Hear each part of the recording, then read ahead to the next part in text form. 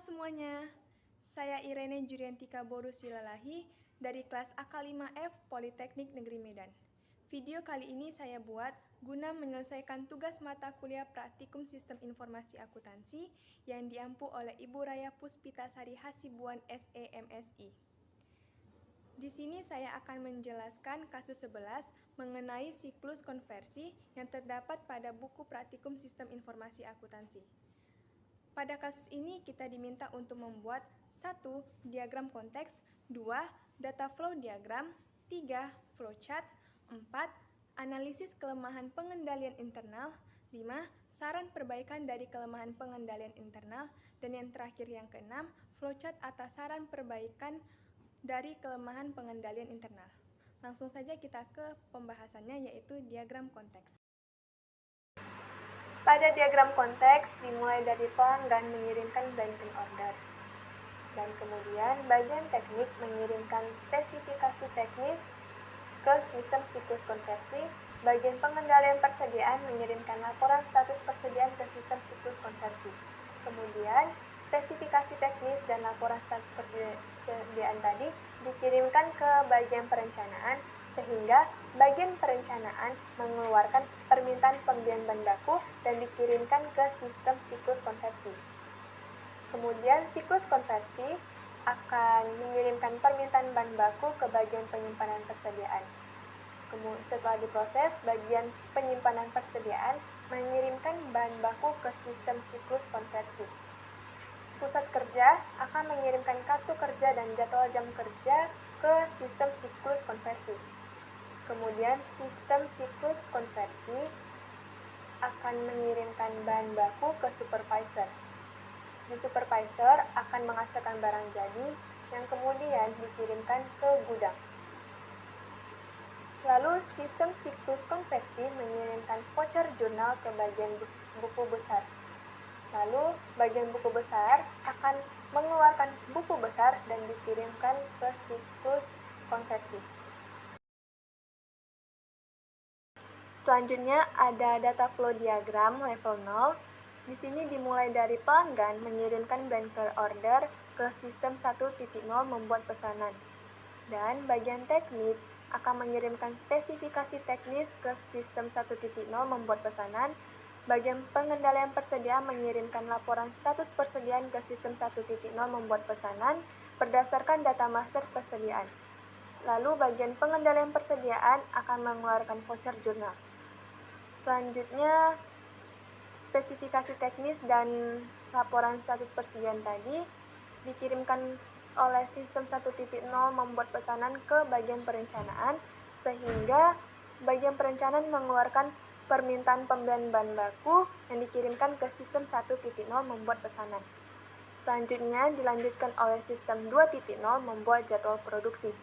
Di sistem 2.0 ini ada pusat kerja yang mengirimkan kartu kerja dan jadwal jam kerja ke sistem 2.0 berdasarkan data master kartu waktu dan jam kerja.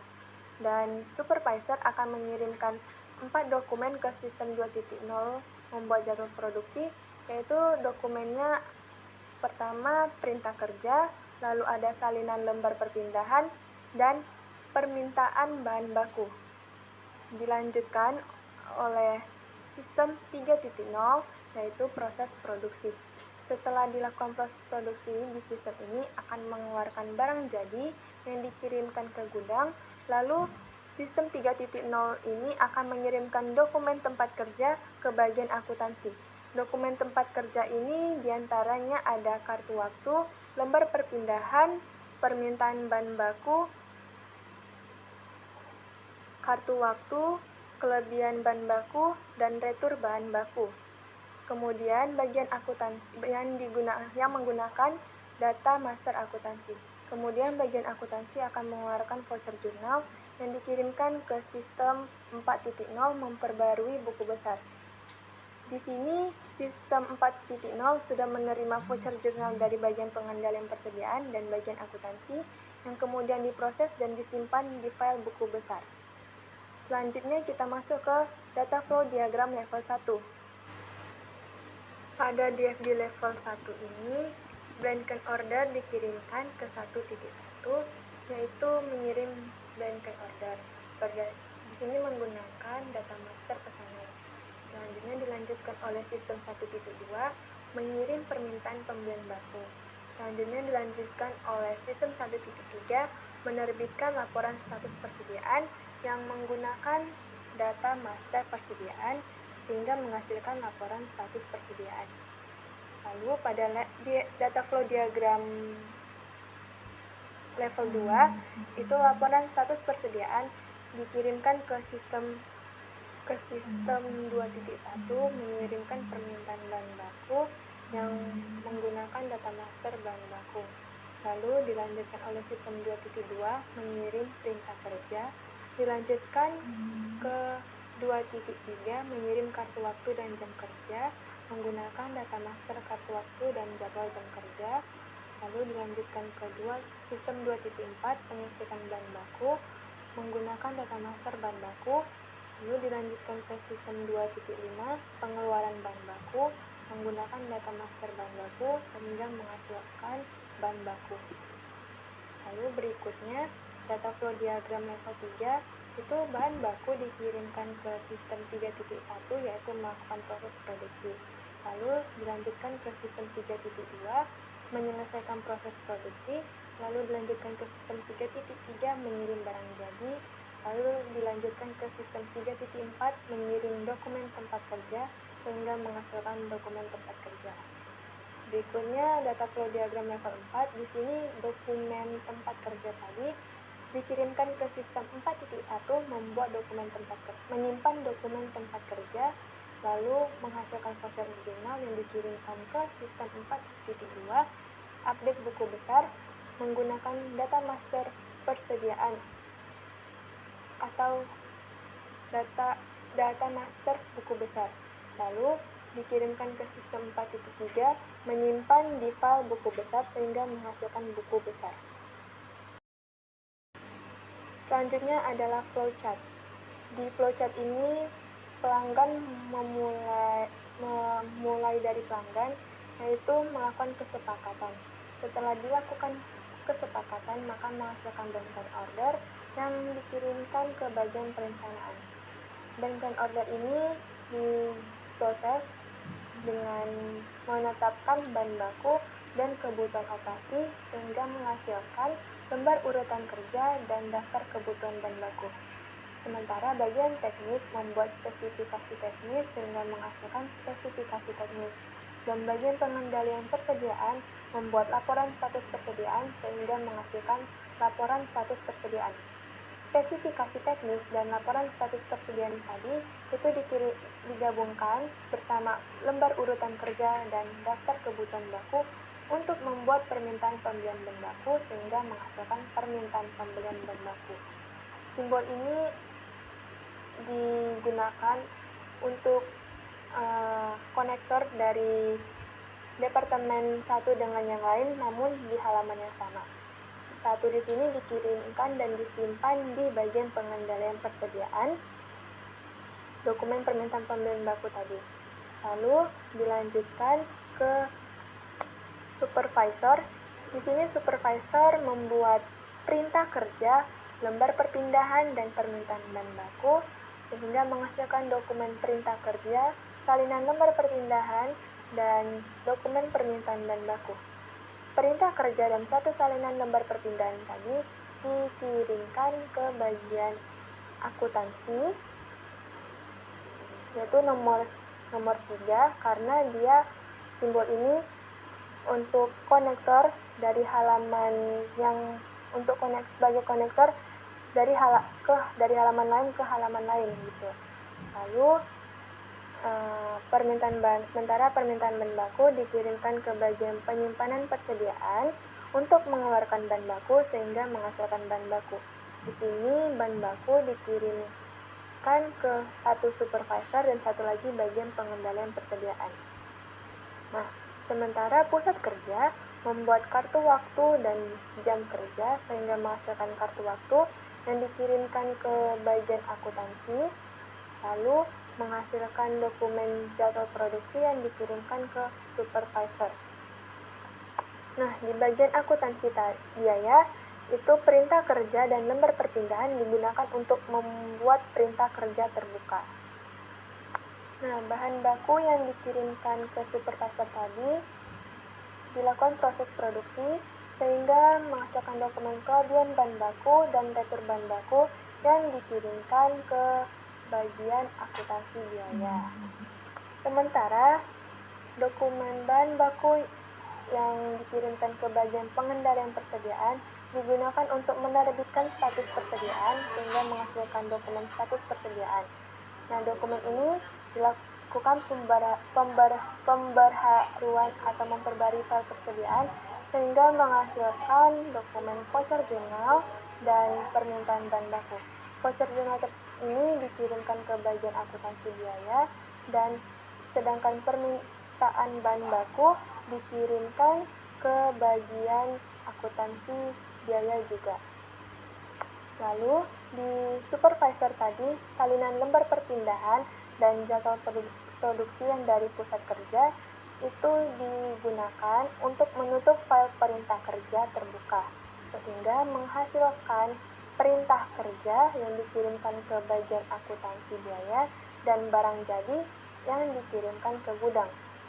Nah, pada bagian akuntansi biaya, dokumen perintah kerja, lembar perpindahan, kartu waktu, permintaan bahan baku, kelebihan bahan baku, retur bahan baku tersebut, semua dokumen tersebut disimpan, lalu setelah disimpan akan dibuat voucher jurnal sehingga menghasilkan voucher jurnal yang dikirimkan ke buku besar. Pada buku besar, sudah menerima 2 voucher jurnal. Yang pertama dari bagian pengendalian persediaan, dan yang kedua dari bagian akuntansi biaya. Di sini, kedua voucher jurnal tersebut digunakan untuk memperbarui buku besar. Setelah diperbarui, maka akan disimpan voucher jurnal tadi di dalam file buku besar. Selanjutnya ada analisis kelemahan pengendalian internal. Yang pertama, tidak ada bagian penjualan sehingga tidak diketahui yang membuat blanket order atau jadinya pelanggan yang membuat blanket order. Yang kedua, tidak diketahui dari mana dokumen retur bahan baku dikeluarkan. Yang ketiga, barang jadi yang dihasilkan hanya sampai dikirim ke gudang. Yang keempat, terdapat beberapa dokumen yang tidak memiliki salinan atau pemberitahuan dokumen salinan. Saran perbaikan dari kelemahan pengendalian persediaan tersebut, yang pertama, seharusnya ada bagian penjualan, supaya bagian ini yang membuat blanket order. Yang kedua, seharusnya ada keterangan atau proses pengeluaran retur bahan baku. Yang ketiga, seharusnya barang jadi tersebut setelah dikirim ke gudang dilanjutkan kirim ke pelanggan. Yang keempat, seharusnya ada dokumen salinan yang dapat mempermudah setiap bagian dalam memproses dokumen tersebut. Dan yang terakhir adalah flowchart atas saran perbaikan dari kelemahan pengendalian internal. Di sini sudah ada bagian penjualan. Nah, dimulai dari pelanggan melakukan pesanan. Di sini pesanannya sudah dilakukan secara terkomputerisasi sehingga menghasilkan dokumen pesanan.